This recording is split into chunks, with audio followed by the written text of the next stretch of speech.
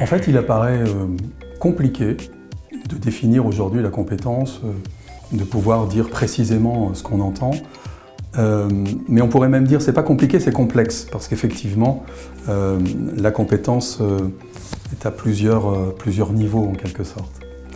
Ce qu'on pourrait dire en résumé, c'est qu'aujourd'hui, c'est un flou conceptuel qui arrange tout le monde, enfin presque tout le monde, mais pas du tout ceux qui en ont besoin. Il arrange tout le monde parce que c'est devenu un mot valise. Il n'y a pas de mot plus utilisé aujourd'hui dans le discours social du champ emploi-formation. On retrouve à côté besoin, employabilité, mais compétence est utilisé partout.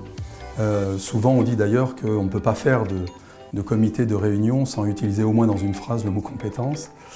C'est devenu effectivement un mot valise, mais qui n'est ni neutre, ni innocent.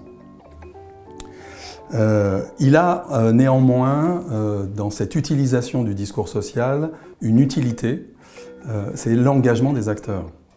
Et c'est pour ça que c'est un langage flou dans l'utilisation du terme de compétence et de la notion, puisqu'il sert à faire en sorte que les différents acteurs s'entendent, puissent discuter, puissent échanger, parler de compétences. Chacun va mettre ce qu'il veut derrière, mais c'est pas grave, l'important c'est qu'on utilise le même mot, qui soit le plus fou possible, pour pouvoir justement s'entendre. Et l'objectif de s'entendre sur le mot de compétence, c'est d'engager les acteurs sur des objectifs, de faire en sorte qu'on aille tous ensemble vers un objectif commun.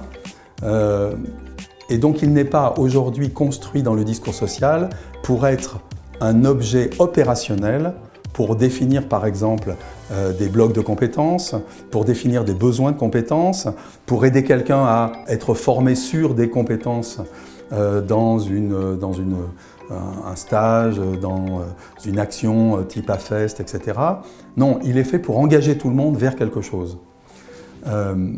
Il est donc, à notre sens, nécessaire d'en définir des contours, de voir tout ça bien comment ça s'est construit, et sur quoi justement il faudrait repartir pour être un peu plus opérationnel sur la notion de compétence. Alors, on pourrait, effectivement, et c'est les premiers termes qui viennent, c'est avoir des compétences ou être compétent. Voilà, c'est souvent ces deux éléments qui reviennent assez souvent. Ce qu'on pourrait dire, c'est que c'est ni l'un ni l'autre. Pourquoi? C'est parce que la compétence est une inférence. C'est une propriété attribuée à des personnes, mais ce n'est pas un objet existant.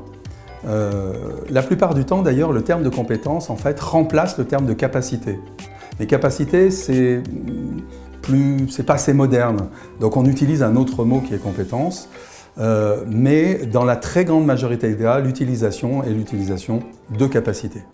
Mais en fait, ça va plus loin que ça parce qu'il n'est pas neutre et il n'est pas innocent. C'est qu'il a d'autres dimensions à l'intérieur. Ce qu'on pourrait effectivement aujourd'hui arriver à dans un premier temps cadrer, ce que d'ailleurs rejoint certains auteurs, c'est agir avec compétence. On peut effectivement arriver à approcher l'agir avec compétence, déjà en repartant sur l'étymologie du terme, puisque compétence vient de competere, qui veut dire rejoindre dans un point précis, dans une situation, d'où le terme de situation qui revient souvent et sur lequel tout le monde est à peu près d'accord, c'est qu'il s'agit de se rejoindre dans un endroit pour faire quelque chose et souvent pour gagner quelque chose à plusieurs. Le supin d'ailleurs de competere en latin, competitus, a donné compétition. Et c'est effectivement des situations de compétition qui sont la base même de la construction de la compétence. C'est pour ça qu'on ne peut pas réduire effectivement une personne à l'idée même de compétence, parce qu'on le réduit à l'idée de compétition et qu'il ne serait qu'une ressource de compétition, alors qu'effectivement l'humain va être un peu plus que ça. C'est pour ça que, en tant qu'inférence, la compétence ne peut pas être réduite à un humain, ce n'est pas un objet existant, donc on ne peut pas posséder des compétences, avoir des compétences, acquérir des compétences, c'est une culture financière l'acquisition, on ne peut pas l'acquérir et on ne peut pas la posséder, c'est pour ça que l'on dit après qu'elle est obsolète, qu'on est en obsolescence permanente. Oui, parce que par sa nature même, la compétence est une propriété qu'on attribue ponctuellement à une personne, donc elle est par nature obsolète assez rapidement. Elle dit autre chose en fait, elle vient d'autre chose. Et c'est ce retour à cette source qui nous permettra effectivement de pouvoir utiliser tout ce qu'il y a de riche dans ce qu'on a voulu mettre dans compétence. Donc, agir avec compétence, si on prend l'étymologie, on pourrait le résumer en un agir d'une façon appropriée, c'est-à-dire comme il faut. On ne peut pas dire que c'est, comme certains essayent de le faire, un savoir, savoir-faire ou savoir-être. C'est des termes extrêmement compliqués qui ne sont pas innocents non plus. Ce qu'on peut dire, c'est qu'on peut agir de façon appropriée dans telle situation, c'est-à-dire faire comme il faut dans cette situation, mais pas plus. C'est-à-dire qu'on ne peut pas en donner un contenu plus précis que ça, puisque la compétence ne dit pas quelque chose de précis en termes de contenu. Elle dit seulement qu'on peut agir, on a agi d'une façon appropriée dans telle situation. Mais cet agir n'est pas individuel. C'est un agir qui est toujours collectif, puisque c'est soit une compétition contre d'autres, en quelque sorte, soit c'est une compétition avec d'autres. Donc cet agir en compétition de façon appropriée est un agir collectif. Donc on peut encore moins dire que c'est possédé par quelqu'un. Ce n'est pas un objet existant, il ne peut pas être acquis. Et on ne peut pas non plus le posséder puisqu'il est un résultat finalement collectif d'une activité qu'on a fait ensemble dans une activité. Donc si on va un petit peu plus loin, la compétence va être une inférence et là, il s'agit de dire un autre mot qui est très important, c'est le mot performance. La compétence est une inférence à partir d'une performance demandée par une organisation, et notamment, puisque c'est utilisé très souvent là, dans une entreprise. L'entreprise a besoin d'une performance pour gagner des marchés, pour vendre ses produits, donc pour réaliser des activités. Elle veut le faire avec performance pour réaliser du chiffre d'affaires et du bénéfice.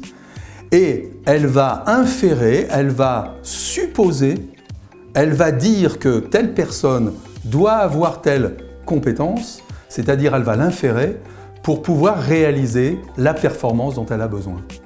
C'est là où ça peut être, disons, plus compliqué, c'est que donc, puisque c'est une supposition, elle pourrait le faire autrement, c'est-à-dire qu'une personne avec un handicap, par exemple, pourrait tout aussi réaliser cette performance dont a besoin l'entreprise d'une autre façon. Et c'est là où la compétence est enfermante, c'est qu'elle dit que c'est par cette façon-là qu'on peut réaliser cette performance, alors qu'il peut y avoir plein de façons différentes. Et donc, remettre en cause un peu cette notion-là, c'est redonner de la possibilité de réaliser une performance dont a besoin l'entreprise d'une autre façon, et qui peut être fait par quelqu'un qui a des expériences autres que celles qui sont communément admises. C'est pour ça que pour nous, l'important, on peut dans un premier temps rester là, il s'agit de remonter à la source. Et la source, c'est dans l'entreprise et sur l'entreprise. C'est uniquement dans l'entreprise qui déclare une performance et qui dit quelle est la compétence qu'elle associe à cette performance, que l'on peut, dans un premier temps, redéfinir finalement ce dont on pourrait avoir besoin pour pouvoir être utile. C'est dans l'entreprise qu'on repart à la source de la compétence et ce n'est pas sur la personne qu'on repart sur la compétence. Or actuellement, quand on parle compétence, c'est uniquement sur l'individu et sur la personne que l'on part. C'est uniquement lui qui est la référence de la compétence, alors que la référence de la compétence est une construction à partir d'un besoin de performance de l'entreprise. Donc pour pouvoir définir des blocs de compétences, par exemple, ou définir des besoins de compétences, il faut repartir sur le besoin de performance qu'a l'entreprise. Il faut redéfinir des blocs de performance finalement de l'entreprise à partir d'activités qu'elle a à réaliser dans des situations de marché et à partir de là, construire avec les personnes comment ça peut être réalisé avec les responsables de l'entreprise, la diversité de réalisation possible de cette performance. Ce qui redonnera de la diversité à la façon d'inclure les personnes et non pas une approche monolithique de « il faut que la personne soit comme ça pour pouvoir ». Voilà.